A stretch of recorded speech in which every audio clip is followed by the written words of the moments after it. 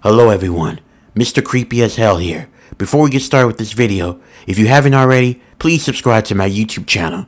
Make sure you cut on all notification bells as well to make sure you get notified whenever I release a new video. Also, if you enjoy this video, please like and share. It really helps me out. And one more thing, when you're watching my videos, make sure you keep all the lights on. I will never work a overnight shift again. When I was about 21, I worked it as an overnight cashier and a cook for Burger Kings. In our town, there were a few Burger Kings that stay open 24 hours, and the one that I was working in was one of them. I worked it from 10 p.m. to 8 a.m., so I had a pretty long shift, a 9-hour shift. As I was working on this particular day, I remember it was January. It was 2017. It was very cold outside, and we didn't get a lot of customers, at least not when I came in. So it was pretty quiet.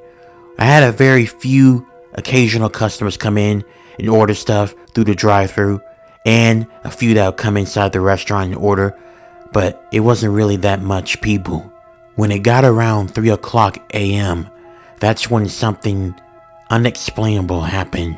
As I was wiping around the restaurant, I heard the door opening, and so I turned and I was looking around because there should have been a customer walking in, getting ready to order, but there wasn't no one there.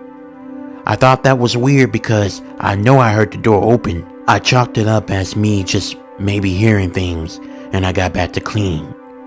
That's when the lights in the restaurant went out. I immediately ran until I got to the fuse box, and when I opened it, someone had cut the wires.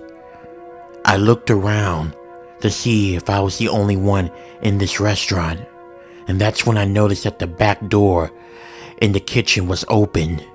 Someone had came in, but I didn't know who it was or if they were still inside the restaurant.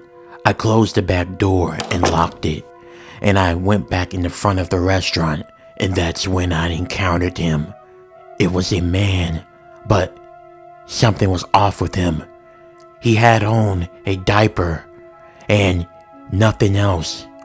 He was walking on all four, crawling like some animal. He was growling, and the worst thing was, he had blood all over his face.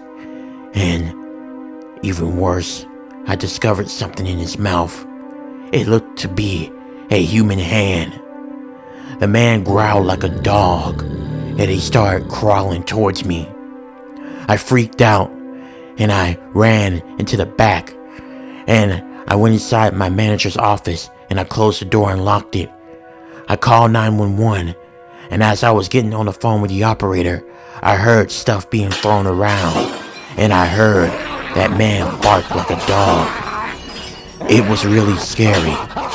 The man then began to come towards the manager's door as I was on the phone with the 911 operator, and he began to knock on the door real hard. I could feel the door coming off its hinges, but I stayed firm, blocking the door and blocking him from getting in. A few moments later, the guy just stopped and it went silent, but I stayed in my manager's office until the officers arrived. When they arrived, the man was captured. They said that they found him sleeping on the counters like a dog would sleep. The officers told me that the man was from a mental health hospital and he escaped it. But it was a really freaky moment for me, and it scared me more than it should have. And since that day, I don't work night shifts. Since that incident, I told my manager that I quit. I didn't want to work there anymore, despite him offering me a daytime position, but I didn't want to work in that restaurant at all, because I'm reminded of that man that acted like a dog. They couldn't find where that human hand came from. Until this day, that really freaks me out, that he had a human hand inside of his mouth. I'm glad I left that restaurant.